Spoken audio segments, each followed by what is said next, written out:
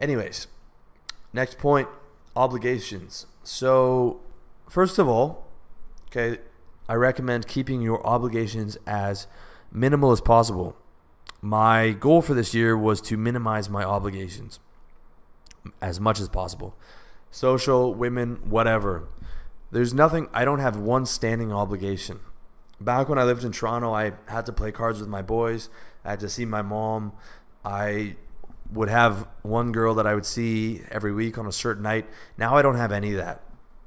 And I prefer that very much because if I want to do something, if I'm in a great mood, then I'll just message people who I want to see for that particular day. But when you have obligations, a lot of the time, and I don't like to break my obligations, when I'm not in a great mood or I'm just in a neutral mood, I probably am not going to want to see people. I only want to see people when I'm in a great mood. But if I have an obligation, then I have to see people on a neutral mood, and I'm not going to enjoy it that much. I would rather be at home working or resting and recharging my batteries because I really push myself hard. And that means that I need a lot of downtime to recover from all the shit that I'm doing, right? It is not easy to build an online business. It is not easy to build an online self-improvement business. I am working or thinking about RLD 24/7. And when everyone else is out on Friday night, I might be at home doing an audio or video. So it is very, very important for my mental health to keep obligations to a minimum. And I think you should too.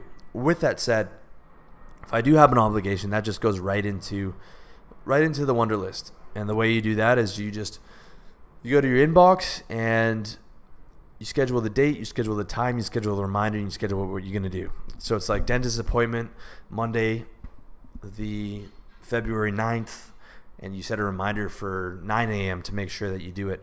And then when you're going through your to-do list for that particular day, I won't even remember when a dentist appointment is. I'll just know that it's in my to-do list. And I trust myself because I'm consistently good at this. And I'll just be Monday, February 9th. Oh, right, I have that dentist appointment. It tells me what time it is, where it is, and I've got the reminder and everything's good to go. The same with meeting friends. If I got to meet someone, I won't remember unless I put it in my phone. So I put it in my phone, meet the guys at X Bar at 8 p.m. Friday, February 15th, reminder at 5 p.m., right? I got to go meet those guys because otherwise I'll forget. So it's very easy. Just put the stuff in your Wunderlist inbox. Set the time, set the date. I don't even use a calendar anymore. Back in the day, I used to use my Google Calendar and I'd check what's on the agenda. But with the Wunderlist, you don't need to look. I don't need to look a week ahead. I don't need to look a month ahead because everything is set up. All I need to do is look at the day and just go through what needs to be done on that day. It might take you a while for you to be able to trust yourself, but when you have everything handled and you've been doing it for a while, I don't need to worry like, did I forget to do something? Because so much of this shit is just automated that there's nothing to be forgotten, right? Worst case scenario, I forgot to plug in a dentist appointment or something like that. That's the worst thing that can happen. So, second last point, are notes. Okay, this is one of the areas where I don't use Wunderlist. I use Evernote, and Evernote is a phenomenal tool. You can use it online. You can use it on your phone. I prefer to use the online because basically I use Evernote for my research, for any type of non-actionable information. Primarily my Evernote's for stuff that I'm researching, and a lot of that research is going to be used on RLD. But anytime I like an article, I use the Evernote web clipper it's a Google Chrome app. It's a Chrome browser app for my PC. I just click save draft and it saves in particular folder that I want. Say I found a good article on hair loss. That's something that one of my projects that I'm working on. So I just save that to my hair loss section, or I found a good article on bodybuilding, or I found a good article on supplements, or whatever. I save all that stuff in my Evernote. And not only is that good for my research, because I'm always doing some type of self-improvement research, that'll work for you guys as well. But it's great if you're a writer like me, or you have a personal improvement business, because then every single article that I like, I can just go through my Evernote. So anytime I'm writing an article, and I'll look through my Evernote to see if there's something that I can use, or something that's going to inspire me, or something that I missed, or something along those lines. And it's super, super helpful. And you're no longer going to have to bookmark articles or anything like that. You know how you can have like 300 bookmarks of stuff you got to read? No, you just go into your Evernote, everything's solved. Not only that, but you keep your personal information in there. Like, I'll keep I'll keep certain passwords that I don't care all that much about.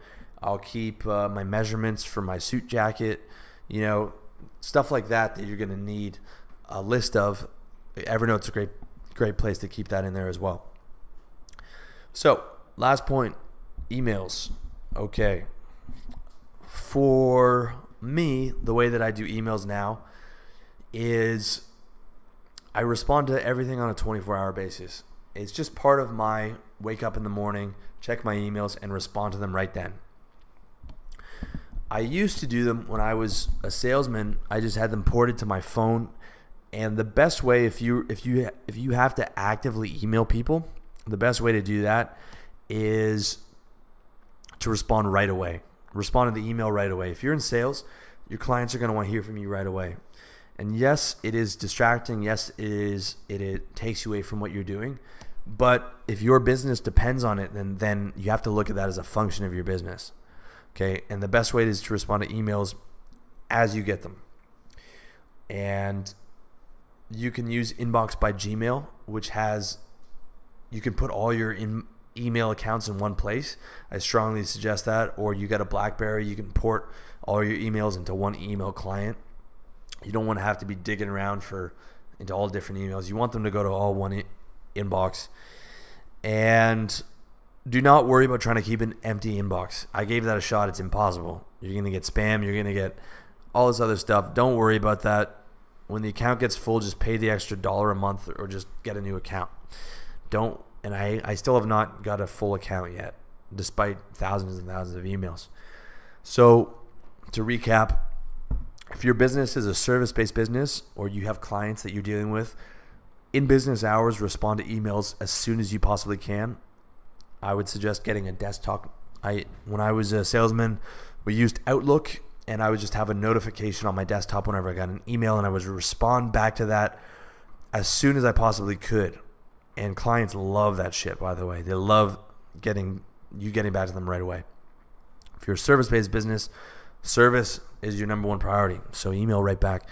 If it's not, like I have a customer-based business right now, I do not have to be in constant contact with my customers unless they want a refund or they had a problem downloading the link. And I tell them that they can expect a response within 24 hours, which is the absolute maximum that I will respond to an email. I will never take more than 24 hours to respond to an email. And I just answer my emails once in the morning, and I do not have email notifications on my phone. And that made my day a lot easier. And I suggest you do the same unless you have a service-based business.